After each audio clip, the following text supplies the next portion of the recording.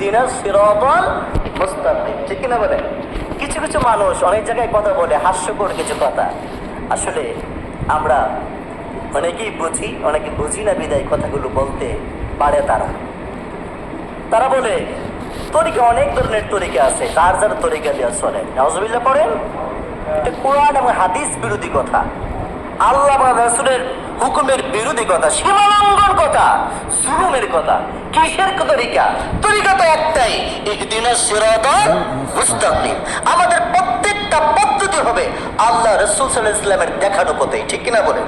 আমার প্রত্যেকটা আমল হবে, প্রত্যেকটা কাজ হবে, প্রত্যেকটা নীতি অনুসরণ হবে আল্লাহ রাসূল সাল্লাল্লাহু আলাইহি ওয়াসাল্লাম যেভাবে আমাদেরকে শিখায় গেলেন, ঠিক কিনা বলেন? আপনি যদি মনে করেন পদ্ধতি ভিন্ন রকম আছে, ভিন্ন রকম তরিকা আছে, মনে করে কিছু কিছু মানুষে বলে যে শরীয়ত, মারিফত, হাকিকত, তরিকত, ঠিক কিনা বলেন? এরকম চারটা দিয়ে তারা চারটা অর্থ করছে। শরীয়ত মানে হুজুররা যেটা করে এটা শরীয়ত, আর আমরা যারা আছি মনে করেন নামাজ টামাজ পড়ি না, হুজুররা যেটা করে এটা আমরা করি না। সংক্ষেপেই বললাম আর কি, হুজুররা যা করে তা আমরা করি না, দূরে থাকি, আমরা লোক মারিফত। নাউজুবিল্লাহ পড়ে না, সম্পূর্ণটা বানোয়াট, মিথ্যা একটা কথা প্রচার করে সমাজে। কেউ বলছে আপনাকে শরীয়ত, তরিকত, হাকিকত, মারিফত পুরোটাই একটা বিষয়। সুবহানাল্লাহ পড়ে। একটা বিষয়ের চারটা নাম। শরীয়ত আল্লাহ তাআলা নির্ধারিত সমস্ত হুকুমকেই শরীয়ত বলে। মারিফত, এই হুকুমটা কি, এই হুকুমের পরিচয় জানার জন্য গান অন্বেষণ করা, শিখা, জানা, বোঝা, এটা হলো মারিফত। আর তরিকত হলো আল্লাহ রাসূল সাল্লাল্লাহু আলাইহি ওয়াসাল্লাম যেভাবে আমাকে বললেন করার জন্য এইভাবে করলাম, এটার নাম হলো তরিকত। সুবহানাল্লাহ পড়ে। আর হাকিকত হলো আমি কাজ করার পরে, কাজ করে শান্তি যা হৃদয়ে পেয়েছি, উপলব্ধি করতে পারছি ব্রেন দিমাগ দিয়ে, সেটার নাম হলো হাকিকত। সুবহানাল্লাহ পড়ে। এখানে আরো অনেক ব্যাখ্যা সুলভ কথা, সংক্ষেপে বলছি। শরীয়ত মারুফের থেকে আলাদা নয়, মারিফত শরীয়ত থেকে আলাদা নয়।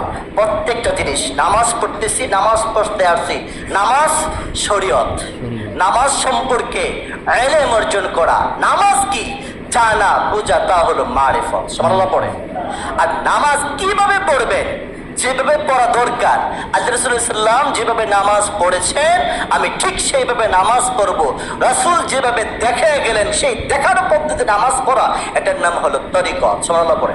নামাজ পড়ার পরে জীবনে শান্তি, প্রশান্তি, আনন্দ, বিনোদন, চিত্ত যা আসবে তা হলো হাকিকত। সুবহানাল্লাহ পড়ে।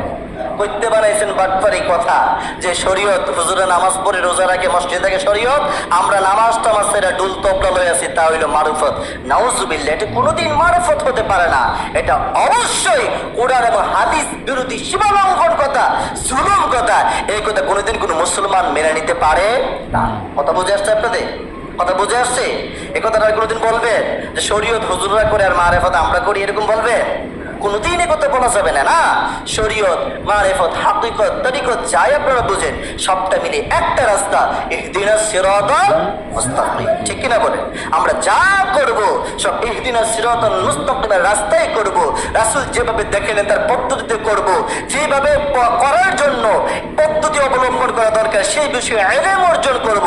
ইলম অর্জন করে বুঝে বুঝে দেখে দেখে যে পথটায় চলতে হবে, যে দিকে চলতে হবে, যে দিক নির্দেশনা আল্লাহ তাআলা আমাদেরকে দিয়েছেন, রাসূল সাল্লাল্লাহু আলাইহি ওয়াসাল্লাম বলেছেন, সেই দিক নির্দেশনা যে জীবন পরিচালনা করে যে ব্যক্তি করতে পারবে, তার জীবনটাই ইহদিনাস সিরাতাল মুস্তাকিমের রাস্তায় চলে যাবে। সুবহানাল্লাহ পড়ে।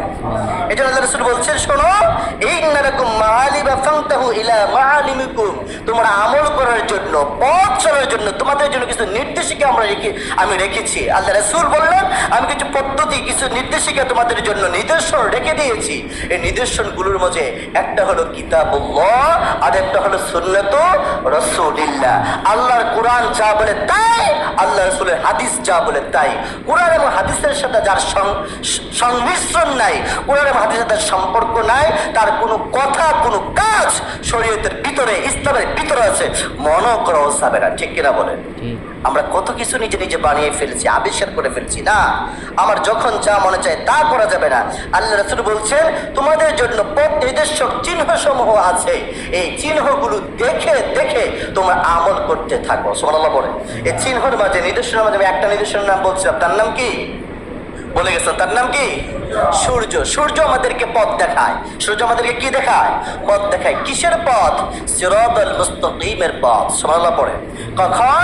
যখন সূর্য পূর্ব আকাশে উদিত হয়, সূর্য আপনাকে বলে দেয়, আপনাকে বোঝায় দেয় এখন সূর্য পূর্ব আকাশে উদিত হচ্ছে, এখন আল্লাহকে সিজদা করা লাগবে। সুবহে সাদিকের সময় আল্লাহ তাআলাকে সিজদা করার জন্য সূর্য একটা নিদর্শন। সুবহানাল্লাহ পড়ে। সূর্য যখন আরেকটু উঠে যায়, সূর্য যখন পশ্চিম আকাশে একটু ঢলতে শুরু করে, সাথে সাথে সূর্য একটা নিদর্শন বহন করে, আমি আর পূর্বে আকাশে নয়, আমি মধ্য আকাশে চলে আসছি, আমি পশ্চিম দিকে ঢলে যাচ্ছি। এখন তোমাকে আমি নির্দেশন দিচ্ছি, নির্দেশিকা দিচ্ছি, তোমাকে আমি দেখিয়ে দিচ্ছি পদ্ধতি পথ। আল্লাহ রাসূল বললেন সূর্য পশ্চিম আকাশে ঢলে পড়ার সাথে সাথে তোমাদের উপরে ফরজ, তোমরা জোহরের 4 রাকাত নামাজে আল্লাহকে সিজদা করা। সুবহানাল্লাহ বলেন। এরপরে যখন সূর্য পশ্চিম আকাশে আরো একেবারে ঢলে পড়ে যায়, যখন আসর নামাজের সময় হয়, আসর মাগরিবের আগ মুহূর্তে সূর্য একেবারে ঢলে যাওয়ার আগে আগে আপনাকে সূর্য আবার স্মরণ করিয়ে দেয়, এখন তোমার উপরে আসর নামাজের 4 রাকাত ফরজ নামাজ আদায় করার নির্দেশন আকাশে দেখা যাচ্ছে, তাড়াতাড়ি করো, তুমি আসরের জামাত আদায় করে নাও। সুবহানাল্লাহ বলেন। আবার যখন পশ্চিম আকাশের সূর্যটা ডুবতে শুরু করে, ডুবার পরে আকাশের ভিতরে লাল লালিমা যতক্ষণ পর্যন্ত থাকে, ততক্ষণ পর্যন্ত আকাশের এই নির্দেশিকা নিদর্শন আপনাকে দেখায় দেয়, বুঝায় দেয়, এ আল্লাহর বান্দা, হে রাসূলের উম্মত, তোমরা শোনো, দেরি করা যাবে না। আকাশের লাল লালিমা দেখা যতক্ষণ যায়, ততক্ষণ পর্যন্ত তোমাদের উপরে মাগরিবের নামাজ পড়া ফরজ। এই ফরজের নির্দেশিকা আকাশে উঠে গেছে। সুবহানাল্লাহ পড়ে। এইরকম করে যখন আকাশের লালিমা দূরীভূত হয়ে যায়, অন্ধকার আচ্ছন্ন ভাব শুরু হয়, তারপরে আপনার উপরে এই সূর্য চলে যাওয়ার পরে অন্ধকার আইসা আরেকটা নিদর্শন প্রমাণ করে যায়। এই অন্ধকার আপনাকে দেখায় দেয় রাতের শুরুর অন্ধকারে তোমার উপরে রাতের শুরুর ভাগে, প্রথম ভাগে এশারের 4 রাকাত নামাজ ফরজ, রাতের অন্ধকার তোমাকে নিদর্শন দেখায় গেছে। সুবহানাল্লাহ পড়ে। এরকম করে বহু নিদর্শন আল্লাহ তাআলা এই আসমান এবং জমিনের নিচে আল্লাহ সাজায় রাখছেন। আসমানের নিচে জমিনের উপরে আল্লাহ সাজায় রাখছেন।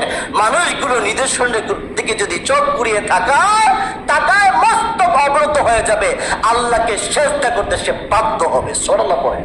কিন্তু নিদর্শনের দিকে তো চোখ ঘুরিয়ে আমরা তাকাই না, আমি চিন্তা করি না আমাকে আল্লাহ কত সুন্দর করে তৈরি করলেন। আমার মতো পাশে আরেকটা ভাই বসা, তার একটা চোখ টেরা, একটু বাঁকা করে শুধু তাকায়, এর জন্য সমাজের মানুষ তাকে টেরা বলে ডাকে, তাকে বাঁকা চোখ বলে ডাকে, তার সমাজে মান